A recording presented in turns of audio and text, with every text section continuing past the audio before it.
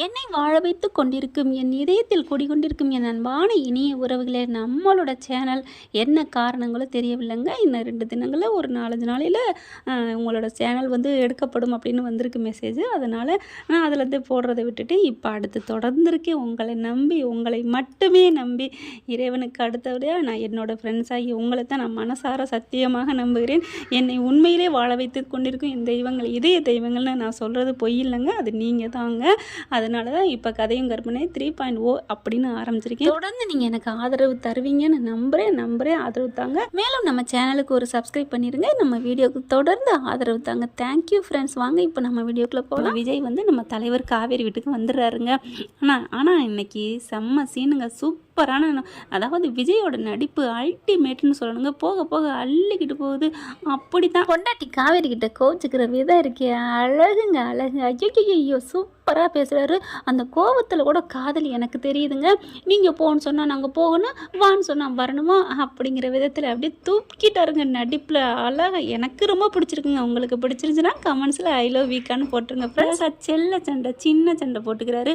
அதுக்கப்புறம் ஃபோனை வச்சுட்டு, மாவளே நீ சொன்னால் நான் இருந்துருவேன் நடி, நான் உனக்கு சஸ்பென்ஸ் கொடுத்து அப்படி சர்ப்ரைஸ் கொடுக்குறேன் பாரு அப்படின்னு போய் நிற்கிறாருங்க. காவேரினால அப்படியே என்னமோ சொல்லுவாங்கல்ல, மெல்லவும் முடியல துப்பவும் முடியல அப்படின்ட்டு, அது மாதிரி தான் ஓடி வந்து கட்டி பிடிக்கவும் முடியல. இது கனவா நனவா அப்படின்னு அவங்களோட பர்ஃபார்மன்ஸ் அப்படியே அள்ளி தெளிக்கிறாங்க காவேரி. அதே மாதிரி தாங்க நம்ம விஜயும். என்ன எல்லாம் நல்லபடியாக முடிச்சிச்சுன்னு சொன்னாங்க, எதுவும் சரியில்லையே, எல்லாம் அப்படியே தான் இருக்குது. சாரதா வான்னு கேட்கவே இல்லையா வீட்டுக்கு வந்தவரை. அதனால் பாட்டியிலேருந்து எல்லோரும் வரவேற்று கூப்பிட்டுறாங்க. அதுக்கப்புறம் டீட்டெயில்ஸ்லாம் சொல்கிறாங்க. உங்கள் வீட்டில் தாத்தா, உங்கள் பாட்டியும் உங்கள் சித்தியும் இப்படி பண்ணிட்டாங்க, அதுக்கு ஒரு கிளியர் கட்டு தெரியாமல் என் பொண்ணை அனுப்ப மாட்டேன்னு சொல்லிடுறாங்க. அதுக்கப்புறம் தலைவர் அங்கே போய் தாம் தூம் தையத்தக்கன்னு குதிக்கிறாரு. பாட்டியும் சித்தியும் கிழிச்சு கட்டிடுறாங்க. அதுக்கப்புறம் அவங்க சொத்து வேணாம் சோகமாக வேணான்னு எழுதி கொடுத்துவிட்டு பெட்டி படிக்கையோடு எங்கள் வீட்டுக்கு வந்துடுறாங்க. வீட்டுக்கு வந்த விஜய சும்மா வச்சு செய்கிறாங்க, அதாவது சந்தோஷமாக வச்சு செய்கிறாங்க. பார்த்தா மாமியார் நல்லா கவனிக்குது. எல்லாரும் விஜயை கவனிக்கிறாங்களோ இல்லையோ, நம்ம தலைவர் காவேரியை கவனிக்கிற விதம் மாடித்தவங்க மாடிச்சலாம் அப்படின்னு சொல்லிட்டு ரூம்குள்ளே கூப்பிட்டு போயிடுறாரு. அதுக்கப்புறம் சாப்பாடெல்லாம் தடப்படன்னு கொடுக்குறாங்க. நல்லா ஒரு என்ஜாய் பண்ணுறாங்கன்னு வைங்களேன். அப்புறமா பார்க்குறாங்க, சரிங்க இவங்க சாரதை பார்க்குறாங்க, என் பிள்ளை எப்படி இருக்கான்னு பார்க்கணும், செக்கப் கூட்டி போகணும், கங்காவை நான் கூட்டிகிட்டு போயிட்டு வந்தேன், எனக்கு இவளையும் கூட்டி போகணுன்னு ஆசையாக இருக்குங்க அப்படிங்கிறாங்களா. இதுக்கு என்னத்த வாங்க நம்ம போவோம் அப்படிங்கிறாங்க. நிஜமாவா? ஆமாத்த அப்படிங்கிறாங்க. சரின்னு சொல்லிட்டு காரை எடுக்கிறாங்க. காரை பார்த்தா அவருக்கு அப்போ தான் தோணுது, காரு கொண்டு விட்டுட்டு வந்துட்டோமே அப்படின்னுட்டு சரின்னு சொல்லிட்டு எல்லாரும் கிளம்புறாங்க. நானும் வரேன் அப்படின்னு பாட்டி சொல்லுது. என் பேத்தி, என் கொள்ளு பேத்தி எப்படி இருக்குன்னு தெரிய வேணாமா அப்படிங்கல. பாட்டி வேணாம் பாட்டி, இருங்க பாட்டி அப்படின்னு காவேரி சொல்ல, முதல்ல பாட்டி தான் வரணும் அப்படிங்கிறாரு விஜய். அது என்ன பாட்டி தான் வரணும் அப்படிங்கிறீங்க அப்படின்னு கேட்குறாங்களா. ஆமாம், என்னோட ஆசையை அப்படியே சொல்கிறாங்கல்ல, பேத்தி தான் கொள்ளு பேத்தி, அதாவது நான் பொம்பளை பிள்ளை தானே கேட்குறேன் அப்படிங்கிறாரா. பாட்டி இனிமேல் நான் உன்னை கூட்டி போக மாட்டேன் அப்படின்னு காவேரி சொல்ல, உடனே பார்க்குறாங்க கங்கா. பாட்டி நான் என் பிள்ளை தங்கச்சி பையன் எப்படி இருக்கான்னு பார்க்கணும், என் தங்கச்சி பையனை பார்க்கணும் அப்படிங்கிறாங்க. ஏன்னா அப்போ காவேரி கூப்பிடுவா அப்படின்ட்டு.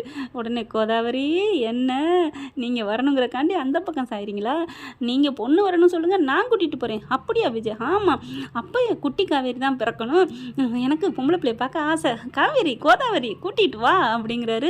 உங்களுக்கு கொழுப்பு தாங்க அப்படிங்கிறாங்க. எல்லாரும் சந்தோஷமாக போயிட்டுருக்காங்க. இதுங்க இந்த மாதிரி வீட்டுக்கு வந்தது, இவன் விஜய் வந்து போயிட்டானா அப்படின்னு இங்கே பசுபதிக்கிட்ட அன்பு எல்லாத்தையும் பற்ற வச்சிடுறாங்க. அப்படியே பார்த்தா வயிறா எரியுதே, மறுபடியும் ஒன்று சேர்ந்துட்டானா அப்படின்னு சொல்லிட்டு, அப்பா என்னால் தாங்க முடியலப்பா அப்படிங்கிறாங்க. அதுலேயும் பசுபதி, எப்படிம்மா அப்படியோ, ஐயோ அந்த காவேரி எப்படியாவது கோல் அடிச்சுட்டே இருக்காளே அப்படிங்கல. சரி விடுமா, அவன் சொத்து பத்தெல்லாம் கொடுத்துட்டு தானே போயிட்டேன், சம்மந்திக்கிட்ட சொல்லி எப்படியாவது நம்ம மாப்பிள்ளை பேருக்கு எழுதி வாங்கிடுவான். எப்படிப்பா அதெல்லாம் கொடுப்பாங்களா? அப்புறம் யாருக்கு, அவன் தான் போயிட்டான்ல, பொண்டாட்டி தான் முக்கியம்னு. இப்போதைக்கு போயிருக்கலாம், அப்புறம் வந்தானா அதெல்லாம் வரமாட்டாமா அப்படிங்கிறாங்க. ஆனாலும் சொத்து பெருசு இல்லைப்பா அவளுக்கு, அந்த சுகமாக புருஷன் கிடச்சிட்டான்ல, அவன் நல்லா பார்த்துக்குவேன், அவன் கோடியாக சம்பாரிச்சு கொடுத்துருவான். எனக்கு என்ன பொறுத்த வரைக்கும் அவள் சொத்தோடு இருக்கான்னு பெருசு இல்லை, அவள் சுகமாக இருக்கக்கூடாது. எவ்வளோ பெரிய கேவலமான எண்ணங்க. அந்த விஜய் அவங்க கூட இருந்தா, அவள் கூட அவள் உலகத்தையே ஆண்டுருவாப்பா. அவன் அப்படிப்பட்ட ஆள் தெரியுமா? விஜயை பற்றி உங்களுக்கு தெரியாதுப்பா, அவன் எப்படிப்பட்ட ஆள் தெரியுமா? பொண்டாட்டியை ரசித்து வாழ்கிறான் தெரியுமா? அப்படியே ஆஸ்பத்திரிக்கு வெண்ணிலாவோட அலைஞ்சானே தெரிஞ்சானே, அப்படியே நான் மாற்றி விட்டது நான் தான், காவேரியை ஏற்றி விட்டேன். லெட்ரு எழுதி வச்சுட்டு போகிறான்ப்பா. அந்த லெட்டரை மட்டும் அவன் அன்னைக்கு படிச்சிருந்தானே அப்படியே விஜயை கடிச்சு முழுங்கிருப்பா, தின்றுப்பா. அப்படி உரிய என் பொண்டாட்டி அப்படி இப்படின்னு அப்படி எழுதிந்தான் தெரியுமா. நல்ல வேலை அதை கிழிச்சு போட்டேன், அதனால தான் இவ்வளோ தூரம் பிரிஞ்சாங்க அப்படி இப்படின்னு பெருமைப்பட்டுக்கிறதுங்க. இப்போ என்ன பண்ணலாம் அப்படின்னா அடுத்து என்ன பண்ணலாம், வா நம்ம இங்கே போகணும். எங்கேப்பா? இங்கே போய் காவேரி வீட்டில் என்ன நடக்குதுன்னு பார்க்கணும். வெளியில் எப்படி போவாங்கல்ல, போனால் தூக்கிடணுமா? நிஜமாவா? ஆமாம் அப்படின்னு சொல்லிட்டு கார் எடுத்துகிட்டு போயிட்டு தனியாக நின்றுக்கிட்டே இருக்குதுங்க. இவங்க எல்லாம் கிளம்பி வராங்க. இந்தா வந்துட்டாகல அப்படின்னு சொல்லிட்டு இருக்கல, வண்டி முன்னாடி போயிட்டுருக்கு, பின்னாடியே போகிறாங்க.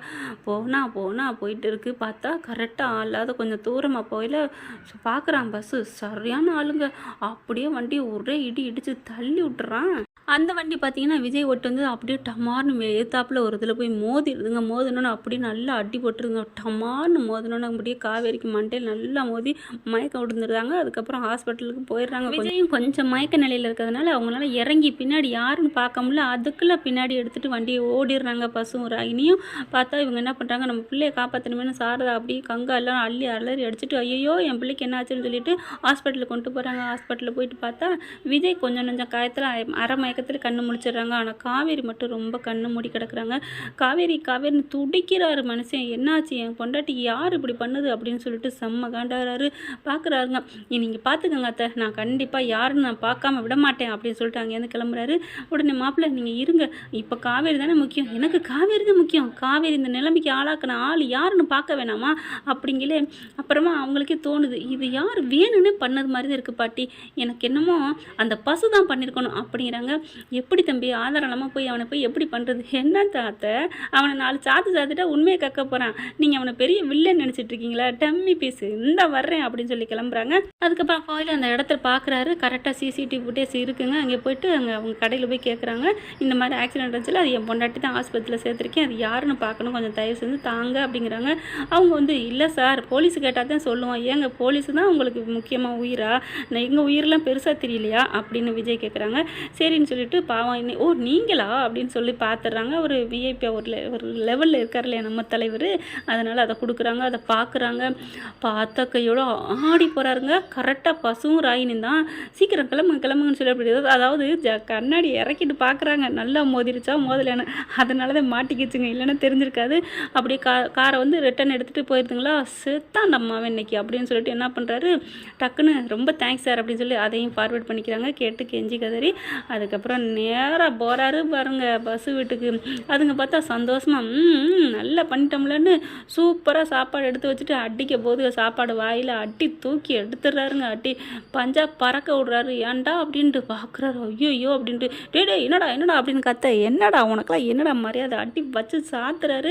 உனக்கு எவ்வளோ கொடுத்தா நீ தாங்கவே மாட்டியா அப்படின்னு சொல்லிட்டு என்ன பண்ணுறாரு, தரன்னு அடிச்சு எடுத்து ராகினி பார்க்குறாங்க. பார் உனக்கு அவ்வளோதான் மரியாதை, ஓடி போயிரு அப்படின்னு சொல்லிட்டு, உங்கள் அப்பா வேணும்னா நீ பேசாமல் அமைதியாக இருக்கிற அப்படிங்கிற விஜய் அடி விடு அப்படின்ட்டு வராங்க.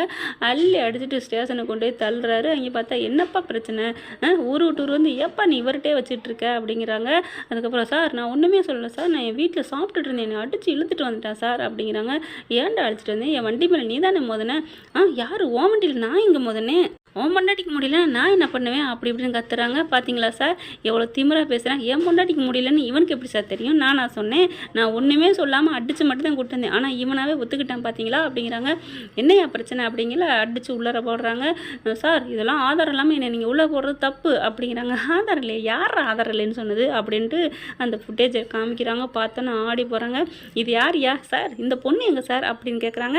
அப்போ தான் அந்த பொண்ணு நான் கூட்டியார்லையா சார், என்ன விஜய் சார் ஆள் 2 பேரும் சேர்ந்தானே உள்ளுக்கு இருக்காங்க, அப்போ 2 பேரும் தான் கைது பண்ணணும் அப்படின்னு விஜய் பார்க்குறாங்க. சார் தலைவரே சூப்பர் கை கொடுங்க, இதுதான் நீங்கள் தான் உண்மையான போலீஸு காவல்துறையா அப்படின்னு சொல்லிட்டு அந்த பொண்ணை அரெஸ்ட் பண்ண தேவையில்லை, இப்போ பாருங்கள் தலை இங்கே இருக்குல்ல வாள் வந்துக்கிட்டே இருக்குது அப்படிங்கிறாங்க. கரெக்டாக பார்த்தா டாடி அப்பான்னு ஓடி வருது ராகினி. தான் வந்துருச்சுல சொன்னோம்ல பசு இங்கே இருக்கல, கொசு வராமல் எங்கே போகுது அப்படிங்கிறாங்க. ராகினியை வராதமா போடிங்கிற மாதிரி பசு சொல்லல, கரெக்டாக உள்ளே வந்து மாட்டிக்கிறது. எலி தன்னால் வலையில் வந்து டக்குன்னு கைது பண்ணுறாங்க. நான் என்ன பண்ணேன் அப்படிங்கிற ஃபுட்டேஜை காமிக்கிறாங்க. ஃபுட்டேஜை பார்த்து ஆடி போகுது ராகினி. ஐயோ இதை இவன் பார்த்துட்டானா, இவன் நான் தான் சொன்னேன்ப்பா அவன் வில்லாதி வில்லுன்னு போச்சா அப்படிங்குது ராகினி. அதுக்கப்புறம் ராகினியும் பசுவதியும் கைது பண்ணிடுறாங்க. அப்போ தான் அந்த போலீஸ்கார் சொல்கிறாங்க, சார் நீங்கள் தைரியமாக போங்க சார், நாங்கள் இவங்களை பார்த்துக்குறோம் அப்படிங்கிறாங்க. சார் இவங்களை விட்டுறாதீங்க, கோர்ட்டு கொண்டு போங்க, இந்த இதை நான் மெசேஜை நான் பத்திரமா வச்சுக்கிறேன் அப்படிங்கிறாங்க. அப்போ தான் போலீஸ்கார் சொல்கிறாங்க, நீங்கள் கவலைப்படாதீங்க சார், எல்லாத்துக்கும் அனுப்புங்க, அப்போ தான் நல்லது, ஒன்று இல்லாட்டி ஒன்று இருக்கும்ல. சார் நீங்கள் காவல்துறை, நீங்கள் பெரிய ஆள் சார், இப்போ தான் சார் அப்படின்னு. சரி சரி விடுங்க அப்படிங்கிறாங்க. அப்புறம் எல்லாத்துக்கும் அனுப்புகிறாங்க. என்ன பஸ்ஸு உனக்கும் கூட அனுப்பட்டுமா அப்படிங்கிறாங்க. டா ஒன்று என்ன ஒன்று அங்கே ஆஸ்பத்திரியில் என் பொண்டாட்டி முடியாமல் இருக்கா, அவள் கண்ணு முழிக்கட்டும், கண்ணு முழிக்காமல் மட்டும் ஆகட்டும், உனக்கு இருக்குடா கச்சேரி, அன்னைக்கு தான்டா தீபாவளி பொங்கல் எல்லாமே அப்படிங்கிறாங்க. பார்க்குறாங்க, அப்பா அப்பா இன்னும் கண்ணு முழிக்கல போல இருக்குப்பா, ஆட்டி பாவிகளா அப்படின்னு சொல்லிட்டு செம்ம காண்டாகிறாரு. அதாவது சத்தமாக ஆர்வத்தில் பேசிடுதா, உனக்கெல்லாம் அட்டங்கவே மாட்டியாடி, ஏண்டி நீ உள்ளர வந்து இருந்தும் அடுத்தவங்களுக்கு எடுக்கிறதுக்குன்னே இருப்பியா, என்ன மனுஷ ஜென்மம் அப்படின்னு சொல்லிட்டு, சார் எனக்கு மனசார ஒரு அறை கொடுக்கணும், கொஞ்சம் திறந்து விட்றீங்களா அப்படிங்கிறாங்க. சார் விஜய் போங்க சார் அப்படிங்கிறாங்க. நீ வா உனக்கு இருக்குது கச்சேரி அப்படின்ட்டு போகிறாரு. அப்பாடா இதுங்க ரெண்டையும் உள்ள தள்ளியாச்சு அப்படின்னு சொல்லிட்டு இனிமே இவங்க நிரந்தரமாக களி திங்க வேண்டியதான், அப்படியே போய் நம்ம பொண்டாட்டிட்டு போய் சொல்லணும் அப்படின்னு சந்தோஷமாக கிளம்புறாங்க கார் எடுத்துகிட்டு. அப்போ பார்த்தா குமரனை கட்டிக்கிறாங்க. எப்படி இருக்குது காவேரிங்கள, இல்லை கண்ணு முழிக்காமல் தான் இருக்கிறாங்க அப்படிங்கிறாங்களா. இப்படி தூக்கி வாரி போடுது விஜய்க்கு.